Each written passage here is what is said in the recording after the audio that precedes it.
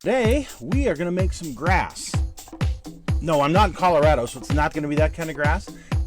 It's our techniques that are so simple and sensible, your mowers will practically build themselves.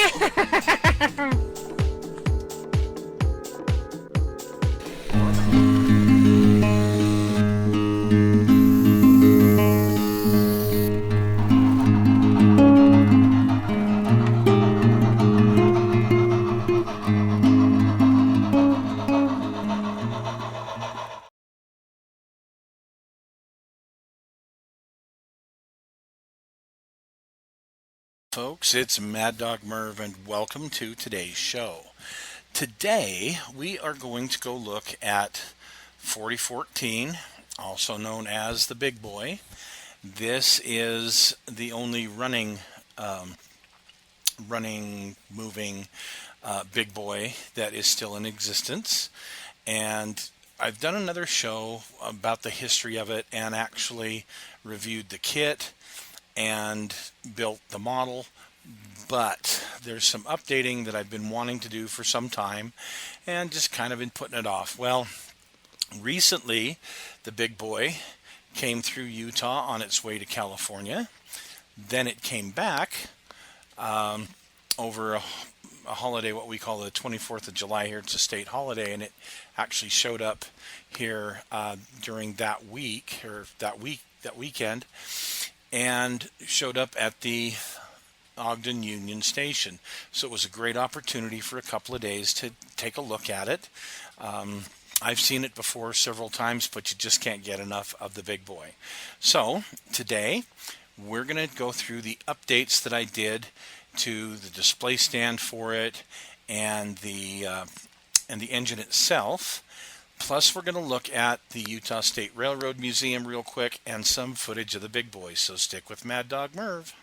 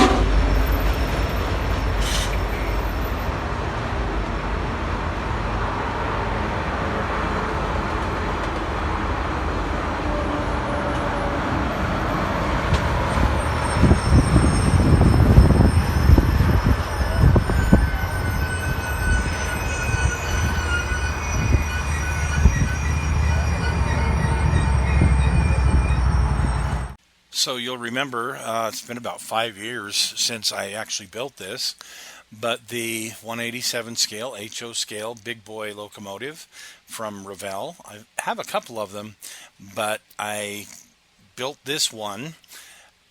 Pretty good kit, except all of the handrails are all molded in, so I ripped all those off. You can see here where I've put new wire in for the handrails. Did quite a bit of weathering on this particular one. I wanted one that looked like it had been in service. I should have done a lot more weathering, honestly, but it turned out pretty good. Tried to get it a little bit more accurate, and one of the things I did is I got some ground up pieces of coal and put here in the tender, because originally it was a coal burner. So really a fun piece to build, and there are a lot of things I need to make a little more accurate on it. So when we went on a Sunday with my little Finley and Emmett, my daughter Anastasia, and my son-in-law Nick. We had a wonderful time. The little boys, particularly, and Finley just loves trains. He's at that perfect age. So here's some of the great views we had of the Big Boy to kind of get me inspired to, I definitely want to get working on mine and make it a little more accurate, because there is a model contest coming up next month.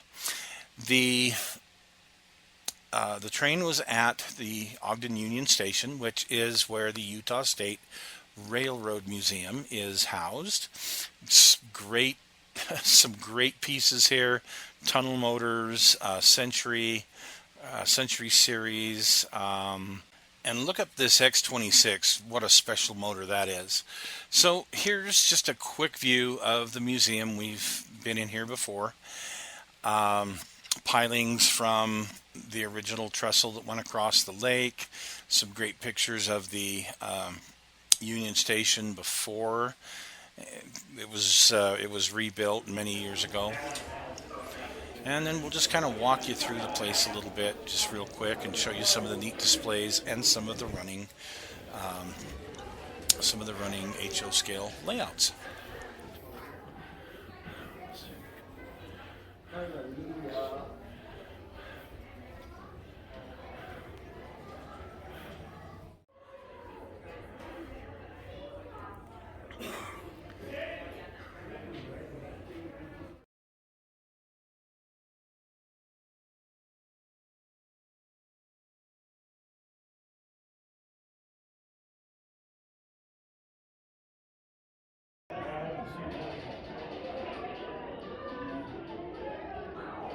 It seems like they skipped one. If they had 12, they had 12, and then it went to 14. So I don't know.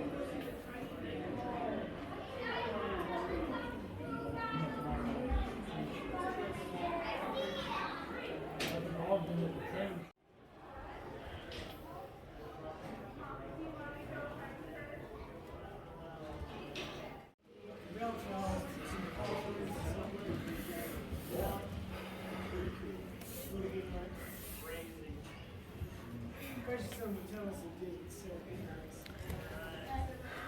Oh, there's a train.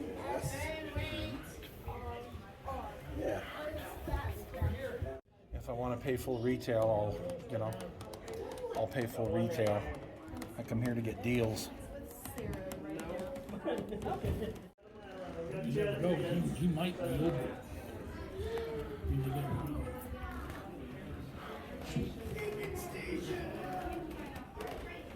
I like somebody's sense of humor, all the snow. They just need to put a white sheet over the whole thing. That'll represent this winter. I remember a little girl asked me, Dad, can I ride through waterfall? Run the waterfall. All right, so back to the build. You can see in this shot here, this close-up here, some great detail. And one of the things that I've been missing on this kit are these little lanterns that go on each side right below the, I forget what it's called, call-out board. Anyway, where the 4014 is. Right below that are these lanterns on each side. So I picked some up in the aftermarket. They aren't exactly the same as on the big boy, but for me they're close enough for government work.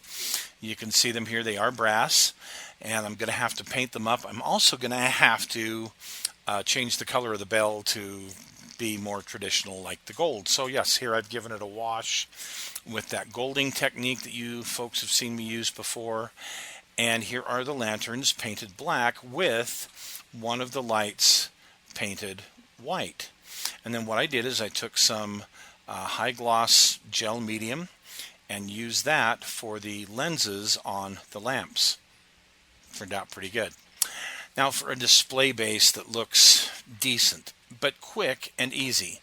So the kit comes with two of these sections of track. Yeah, we're going to work on these. So I got out my my rail pen, my rusty rail pen, did the sides of the rails in kind of a rust color. I should have gone a little bit darker, but it's okay. For what I did, I think it'll be okay. And the ties, I gave them a little bit of a wash of a semi-gloss black acrylic and then silver over the rails. I went ahead and cut this piece of styrofoam to length and tapered the sides a little bit, used some radome tan, and then I went ahead and put some foliage on it from Woodland Scenics. Just kind of sprinkled it on after I put some white glue on it, and you can see the results on how that turned out. You can see how the bell now looks and how those signal lights look. Much better than it did before, at least in my opinion. So there's still some details I want to finish up on this, and we'll do those over the next little while. But here's how it's turned out. I think it's displayable and definitely something I can take to the show. So here's one more view of